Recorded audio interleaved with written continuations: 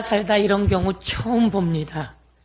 김태우 전 구청장, 국힘당이죠. 국힘당 김태우 전 구청장이 3개월 전에 대법원에서 공무상 기밀 누설죄로 유죄 판결을 받았습니다. 그래서 구청장을 그만두게 되었습니다. 그런데 윤석열 정권의 법무부가 사면 심사를 하면서 이 사람을 사면 대상에 넣겠다고 한답니다. 살다 이런 경우 처음 봅니다. 3개월 전에 법의 판단을 받았는데 이 법원을 무시하며 법원 판결을 무시하며 이를 다시 김태우를 다시 살려줘서 강서구청장 다시 내보낼 모양이죠. 국민 여러분, 살다 이런 경우 처음 봅니다.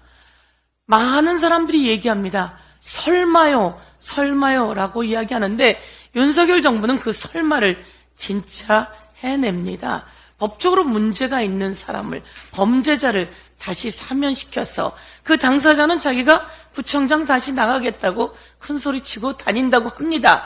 이런 사람이 다시 구청장이 되어서도 안 되지만 사면 절대 안 된다, 이렇게 이야기하겠습니다. 그 사람이 범죄를 저질러서 법적 판단을 받아서 강서구청장을 그만두어서 강서구청장 재보궐선거가 이루어지면서 국민의 혈세가 얼마나 더 낭비되는 상황인데 국힘당은 강서구청장 후보를 내지 않아야 되는 상황 아닙니까? 이렇게 경고하겠습니다. 살다 또 이런 경우 처음 보는데요. 얼마 전이었습니다. 최수근 우리 상병이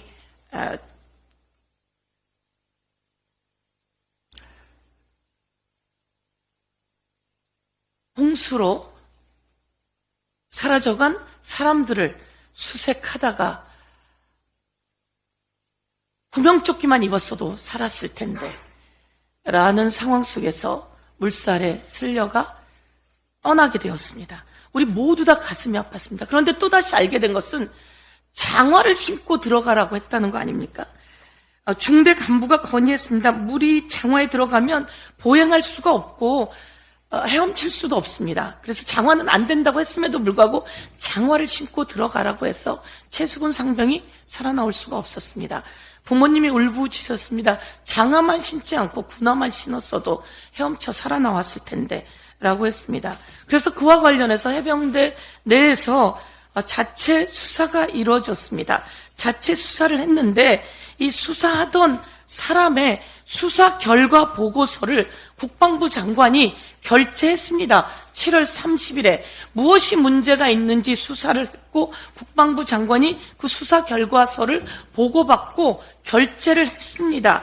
그리고 국방부에서 7월 31일 날 언론 브리핑을 하기로 되어 있었고 국회에도 보고하기로 되어 있었습니다. 그런데 그 수사 결과 보고가 당일날 취소가 됩니다. 그리고 국방부 장관이 수사보고서 경찰 이첩 보류를 국방부 장관이 지시를 합니다. 자신이 결재한 서류를 보류하라고 지시를 합니다. 그리고 이 해병대 수사단은 수사보고서를 8월 2일 경찰에 이첩하려고 했습니다. 그런데 국방부가 이 수사보고서를 회수를 합니다. 경찰에 이첩한 수사보고서를 회수를 하고 오히려 그 수사를 하던 수사단장을 집단 항명의 수괴라며 보직 해임 그리고 입건시켰습니다. 정말 살다 이런 일 처음 봅니다.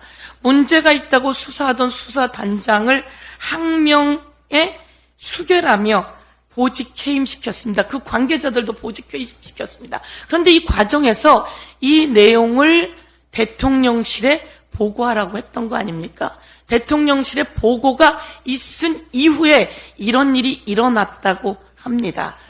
정말 윤석열 정부 어떤 일이 있었는지 낱낱이 국민 앞에 보고해야 합니다. 이와 관련해서 지금 국방위원회에서도 다시 자체 상임위를 열 계획으로 되어 있다고 알고 있습니다. 낱낱이 밝혀서 이에 개입한 선이 누구인지, 대통령실에 누구인지, 대통령실에 어디까지인지 철저히 밝힐 것을 촉구하겠습니다. 이상입니다.